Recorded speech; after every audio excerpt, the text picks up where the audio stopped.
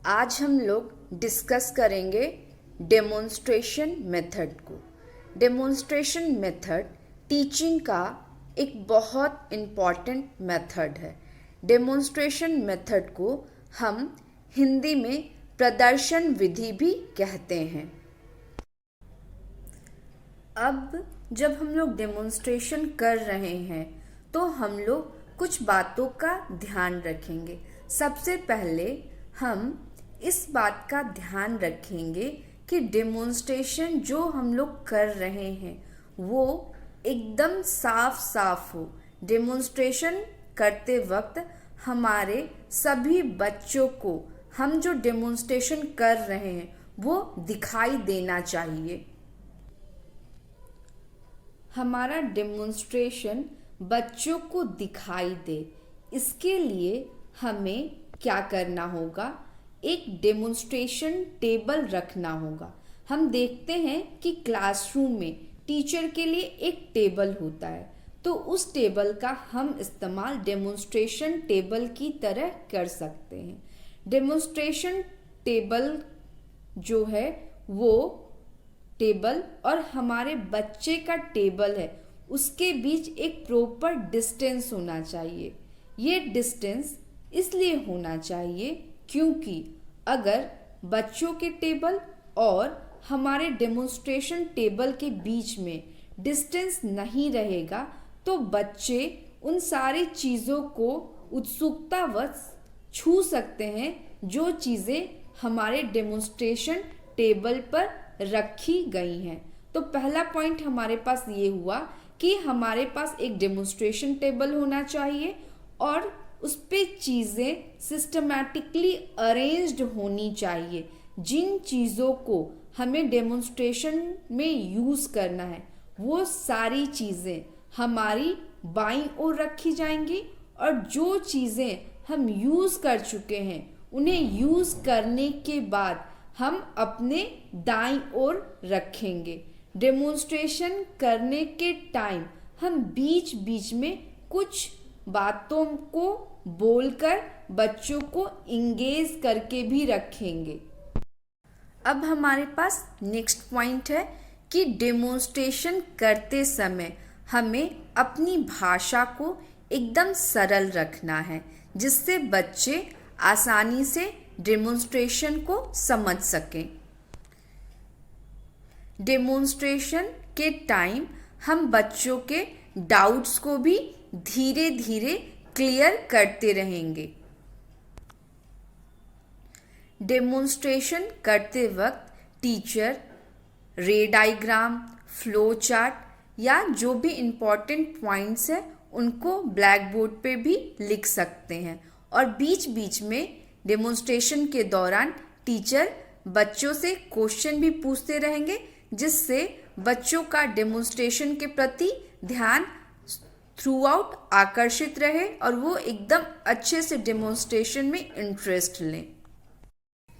Characteristics of demonstration method. तो अब हम देखेंगे कि डेमोन्स्ट्रेशन जो मेथड है उसके क्या कैरेक्टरिस्टिक्स हैं। तो पहला क्या है कि डेमोन्स्ट्रेशन जो मेथड है वो एकदम सिंपल होना चाहिए। सिंपल होने से क्या होगा, बच्चे आसानी से डेमोन्स्ट्रेशन को समझ सकेंगे। नेक्स्ट पॉइंट हमारे पास क्या होगा, डेमोन्स्ट्रेशन करने के टाइम हमें अपने सारे बच्चों को अटेंशन देना होगा। ऐसा नहीं हो कि जो बच्चे फ्रंट टेबल में बैठे हैं हम उनको अटेंशन दे दें और जो बच्चे हमारे पीछे बैठे हुए हैं उनको हम अटेंशन नहीं दे पाए। तो हमें समान रूप से सभी बच्चों को अटेंशन देना है। डेमोन्स्ट्रेशन मेथड का एक और सबसे अच्छा पॉइंट है कि डेमोन्स्ट्रेशन जो है हम जो करने वाले हैं वो हमारा प्री प्लान्ड होना चाहिए। ऐसा ना हो कि हम क्लास में जाएं और एट रैंडम अचानक से डेमोन्स्ट्रेशन करने लगे। अगर हम ऐसा करते हैं तो देयर इज अ चांस कि हमारा जो डेमोन्स्ट्रेशन हो वो सक्सेसफुल नहीं हो पाए। इसलिए डेमोन्स्ट्रेशन हमारा हमेशा प्लान्ड वे में होना चाहिए। इसी के साथ हम और एक पॉइंट को कंटिन्यू करेंगे कि हमने डेमोन्स्ट्रेशन तो प्लान कर लिया कि हमें डेमोन्स्ट्रेशन करना है, लेकिन सिर्फ यही चीज़ काफ़ी नहीं है। डेमोन्स्ट्रेशन करने से पहले हमें पूर्व में ही अभ्यास भी करना पड़ेगा डेमोन्स्ट्रेशन का। हमें रिहर्सल करके आना पड़ेगा कि हम किस तरह से डेमोन्स्ट्रेशन करेंगे। इससे ये फ़ायदा होता है कि जब हम क्लासरूम में डेमोन्स्ट्रेशन करते हैं तो हमारा जो डेमोन्स्ट्रेशन है वो सक्सेसफुल होता है। अगर हम प्लान करके नहीं गए हैं, प्रॉपर प्रैक्टिस करके रिहर्सल करके नहीं गए हैं, तो देयर इज ए चांस कि हमारा डेमोन्स्ट्रेशन है वो अनसक्सेसफुल हो जाए। तो इस चीज़ को अवॉइड करने के लिए हमें जो अपना डेमोन्स्ट्रेशन है वो प्रायरली रिहर्सल करके जाना चाहिए। अब हम लोग देखेंगे कि डेमोन्स्ट्रेशन मेथड, जो प्रदर्शन विधि है, उसके क्या स्टेप्स हैं। तो हमारे पास पहला स्टेप्स है प्लानिंग एंड प्रिपरेशन। अगर हम कोई चीज़ चाहते हैं कि हमारा सक्सेसफुल हो तो उसे के लिए हमें प्रॉपर प्लानिंग की आवश्यकता होती है। उसी प्रकार हमारा जो डेमोन्स्ट्रेशन है वो पूरे अच्छे तरीके से सक्सेसफुल हो, इसके लिए हमें प्लानिंग और प्रिपरेशन दोनों की ज़रूरत होगी। प्लानिंग में हम ये प्लान करेंगे कि हमें किस टॉपिक का डेमोन्स्ट्रेशन करना है, ठीक है। और प्रिपरेशन में हम क्या करेंगे, प्रिपरेशन में सबसे पहले हम मटेरियल कलेक्ट करेंगे जिसके द्वारा हमें डेमोन्स्ट्रेशन करना है। उसके बाद हम चीज़ों को सिस्टमैटिकली अरेंज करेंगे जो हमारे डेमोन्स्ट्रेशन में यूज़ होने वाली हैं। और एक चीज़ ध्यान रखना है कि जो चीज़ें डेमोन्स्ट्रेशन में यूज़ की जानी हैं उन चीज़ों को हम बच्चों को पहले से नहीं दिखाएंगे। इसलिए हम ये कोशिश करेंगे कि डेमोन्स्ट्रेशन में यूज़ होने वाली जो भी चीज़ें हैं उनको हम नॉन ट्रांसपेरेंट पॉलीथीन या ऐसे चीज़ों में लेकर जाएं जिससे बच्चे उन्हें देख नहीं सकें। इसका ये फ़ायदा है, अगर कोई भी चीज़ नॉन ट्रांसपेरेंट पॉलीथीन में आपका रहेगा तो बच्चों में ये क्यूरियोसिटी रहेगी, बच्चों में ये उत्सुकता रहेगी कि आज आप उनके साथ क्या करने वाले। बच्चे सोचेंगे कि आज आप अपनी थैली में क्या लेकर आए। वो थ्रू आउट एक्साइटेड रहेंगे कि अब टीचर क्लास में क्या निकालेंगे, क्या नई चीज़ें हमें देखने के लिए मिलेंगी। तो ये स्टेप को आपको बहुत अच्छे से ध्यान से करना है। अब हम लोगों ने मटेरियल भी कलेक्ट कर लिया। अब हमारे पास मटेरियल भी हो गया, प्लानिंग भी हम लोगों ने कर रखा है। तो अब हम लोग क्या करेंगे, रिहर्सल करेंगे। हमें पहले ही रिहर्सल करके जाना है कि हम अपने डेमोन्स्ट्रेशन को कैसे क्लासरूम में करेंगे। साथ ही साथ आपको इन बातों का भी ध्यान रखना है कि आप अपने बच्चों से क्या क्वेश्चन पूछेंगे, किस तरह के ब्लैक बोर्ड वर्क को करेंगे, कौन कौन से आप इम्पॉर्टेंट पॉइंट्स लिखेंगे। इट मीन्स आपको एक प्रॉपर लेसन प्लान को भी बनाना होगा। अब हमारे पास नेक्स्ट स्टेप है, अब हम क्लासरूम में अपने डेमोन्स्ट्रेशन को इंट्रोड्यूस कैसे करेंगे, that is introducing of demonstration, ठीक है। अब हमें इस बात को ध्यान में रखना है कि हमारे जो बच्चे हैं वो विभिन्न बैकग्राउंड से हैं, दैट इज उनमें इंडिविजुअल डिफरेंस है। फिर है हमारे क्लासरूम का इन्वायरमेंट कैसा है, हमारे स्टूडेंट्स का मेंटल कंडीशन कैसा, because every time students demonstration के लिए रेडी नहीं रहते। तो इन सारे चीज़ों को ध्यान में रख के हम अपने डेमोन्स्ट्रेशन को परफॉर्म करेंगे और हम अपने बच्चों को मोटिवेट भी करते रहेंगे कि वो अच्छे से डेमोन्स्ट्रेशन में पार्टिसिपेट करें, डेमोन्स्ट्रेशन को अच्छे से देखें और अटेंटिवली चीज़ों को सीखें। इससे स्टूडेंट का ऑब्जर्वेशन स्किल इंक्रीज होगा, बच्चों का साइंटिफिक एटीट्यूड डेवलप होगा, बच्चों का साइंस के प्रति इंटरेस्ट डेवलप होगा। तो इन सारे चीज़ों को आपको ध्यान में रख के अपने डेमोन्स्ट्रेशन को क्लासरूम में इंट्रोड्यूस करना है। अब हमारे पास सबसे इम्पॉर्टेंट चीज़ आता है presentation of the subject matter.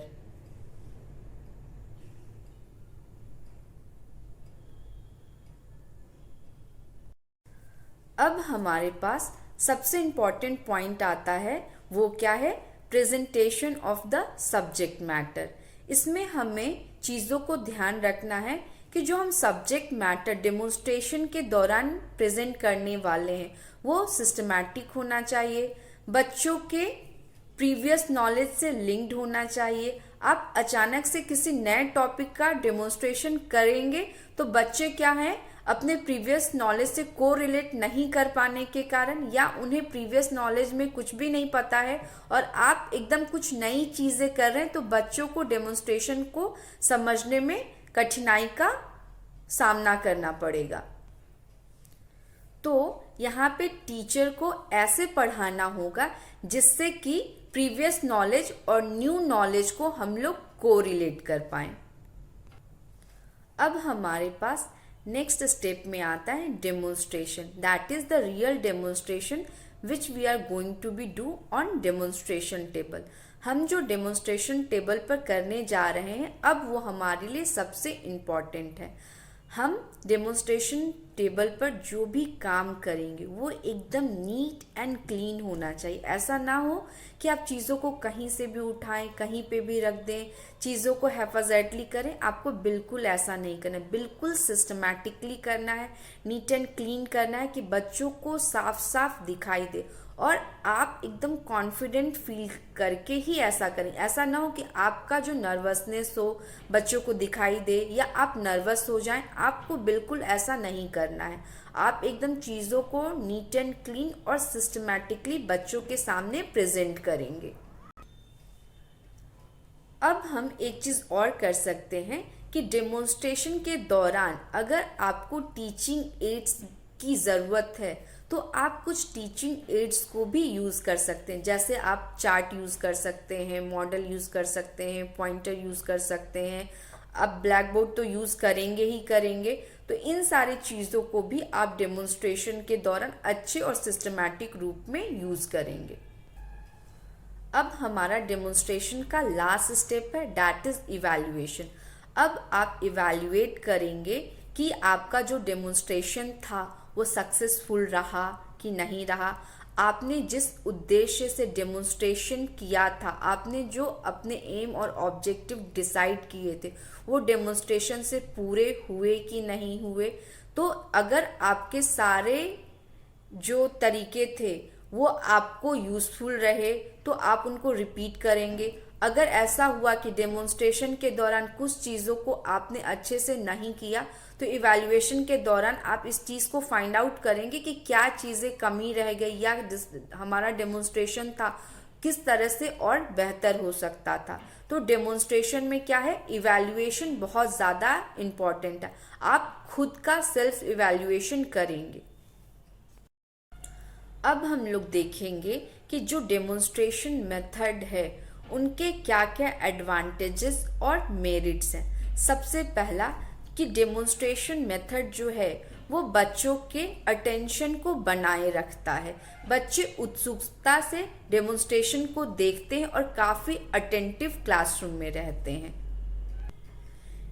दूसरा हमारे पास पॉइंट होगा, एक्चुअली डेमोन्स्ट्रेशन में बच्चे चीज़ों को देखते हैं कि चीज़ें कैसे हो रही हैं, तो इसलिए बच्चों का जो अंडरस्टैंडिंग होता है वो काफ़ी गहरा होता है और बच्चे आसानी से चीज़ों को देखते और समझते हैं। तो यहाँ पे जो बच्चों का अंडरस्टैंडिंग होगा, जो समझ होगी, वो बच्चों का क्या होता है, परमानेंट होता है। हमारा नेक्स्ट पॉइंट क्या होगा, डेमोन्स्ट्रेशन के कारण बच्चों का ऑब्जर्वेशन स्किल अच्छे से डेवलप होता है, बच्चों का साइंस के प्रति रुचि डेवलप होता है, बच्चे साइंटिफिक एटीट्यूड डेवलप करते हैं और बच्चे चीज़ों को करने और करके सीखने के लिए भी प्रेरित होते हैं। अब हम लोग डीमेरिट्स और या लिमिटेशन ऑफ डेमोन्स्ट्रेशन मेथड को देखेंगे। सबसे पहला ये डीमेरिट डेमोन्स्ट्रेशन मेथड का है कि ये टाइम कंज्यूमिंग होता है। डेमोन्स्ट्रेशन करने के लिए आपको बहुत ज़्यादा टाइम की ज़रूरत होती है। दूसरा, डेमोन्स्ट्रेशन मेथड जो होता है वो कॉस्टली होता है। तीसरा, डेमोन्स्ट्रेशन मेथड में जो टीचर होते हैं वो एक्टिवली काम करते हैं और बच्चे उन्हें सिर्फ ऑब्जर्व करते हैं, तो यहाँ पे लर्निंग बाय डूइंग का कोई भी स्कोप नहीं होता है। नेक्स्ट हमारे पास लिमिटेशन है कि हमारे पास एक्सपीरियंस्ड टीचर की भी कमी होती है। डेमोन्स्ट्रेशन करने के लिए हमें ट्रेंड और एक्सपीरियंस्ड टीचर की ज़रूरत होती है, जो हम देखते हैं कि काफ़ी हद तक हमारे पास डेमोन्स्ट्रेशन में एक्सपर्ट और ट्रेंड टीचर की कमी है। हमारे पास ये भी होता है कि डेमोन्स्ट्रेशन जो है वो हम छोटे बच्चों के साथ नहीं कर सकते हैं। डेमोन्स्ट्रेशन मेथड हमेशा हम बड़े बच्चों के साथ ही करते हैं, तो ये भी इसका एक लिमिटेशन है। अब हम लोग कंक्लूजन पे आते हैं। डेमोन्स्ट्रेशन मेथड के डिमेरिट्स होने के बावजूद भी हमें डेमोन्स्ट्रेशन मेथड करना होता है, बिकॉज डेमोन्स्ट्रेशन मेथड में बहुत ऐसी सारी चीज़ों को भी दिखाया जा सकता है जो सिर्फ बोलकर या किसी और मेथड से नहीं किया जा सकता है। साइंस में डेमोन्स्ट्रेशन का बहुत ज़्यादा इम्पोर्टेंस होता है। तो in spite of so many limitation, we will do the demonstration and we will do our best so that the demonstration will be very successful.